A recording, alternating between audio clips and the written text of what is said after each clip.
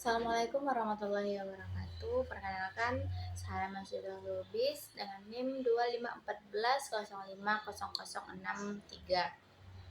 Di sini saya akan menjelaskan tiga materi. Yang pertama, pendidikan keluarga, yang kedua, metode pendidikan, yang ketiga, motivasi pendidikan. Nanti saya akan bahas satu persatu beserta. Yang pertama, saya akan menjelaskan mengenai pendidikan keluarga. Dijelaskan dalam Al-Quran surah At-Tahrim ayat 6. A'udzubillahi minasyaitonirrajim. Bismillahirrahmanirrahim.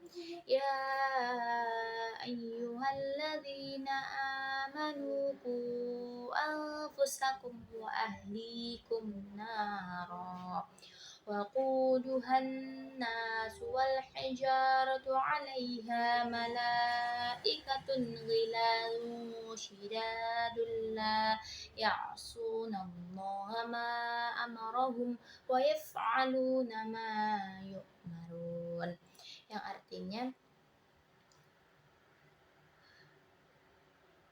wahai orang-orang yang beriman, jagalah dirimu dan keluargamu dari api neraka yang bahan bakarnya adalah manusia dan batu. Penjaganya adalah malaikat-malaikat yang kasar dan keras. Mereka tidak durhaka kepada Allah terhadap apa yang Dia perintahkan kepadanya, dan selalu mengerjakan apa yang diperintahkan. Quran Surah At-Tahrim ayat 6.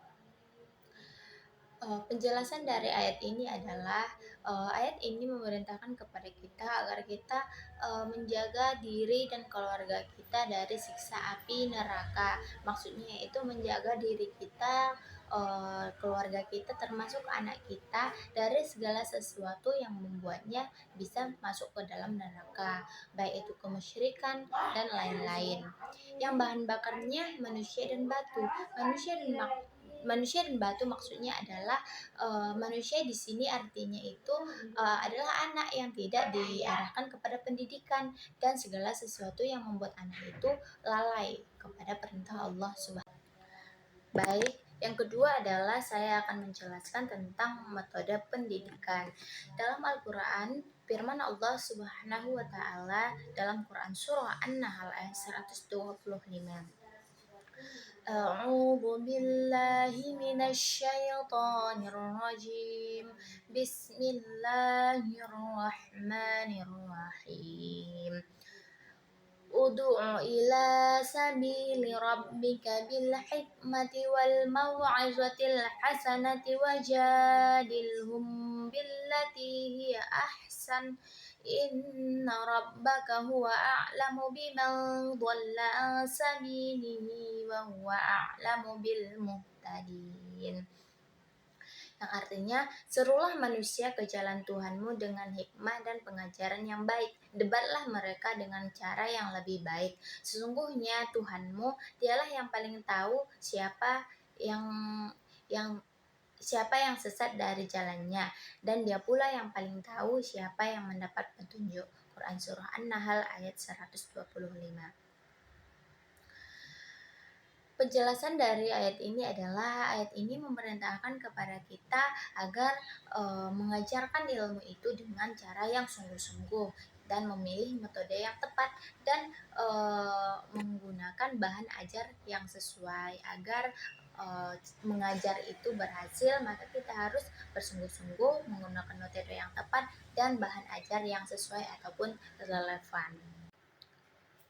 Yang ketiga, mengenai motivasi pendidikan, dijelaskan dalam Al-Quran Surah Al-Mujadilah ayat 11. A'udzu billahi minasyaitonir rajim. Bismillahirrahmanirrahim. Ya ayyuhalladzina amanu idza qila lakum tafassahu fil majalisi fafsahu yafsahillahu lakum wa idza qila anshuzu fanshuzu yarfa'illahu alladhina amanu minkum walladzina utul ilma darajat wallahu bima ta'maluna khabir. Yang artinya, wahai orang-orang yang beriman, apabila dikatakan kepadamu berilah kelapangan dalam majelis-majelis, maka lapangkanlah, niscaya Allah akan memberikan kelapangan untukmu. Dan apabila dikatakan berdirilah kamu, berdirilah, niscaya Allah akan meninggikan derajat orang-orang yang beriman di antara kamu dan orang-orang yang diberi ilmu dengan beberapa derajat. Allah Maha teliti terhadap apa yang kamu kerjakan. Penjelasan dari ayat ini adalah ayat ini memerintahkan kepada kita agar toleransi dalam perbedaan pemahaman.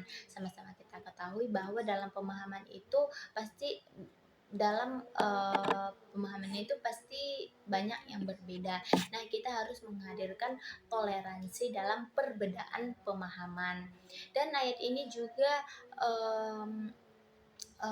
mengandung motivasi pendidikan, yaitu Allah menyebutkan bahwa Allah itu akan meninggikan derajat orang-orang yang berilmu dibanding orang-orang yang tidak berilmu. Perbandingannya itu di antara bulan dan bintang. Jadi ini memotivasi kita agar semakin bersungguh-sungguh dan semakin giat dalam menuntut ilmu pengetahuan. Mungkin cuma itu yang bisa saya jelaskan. Terima kasih. Assalamualaikum warahmatullahi wabarakatuh.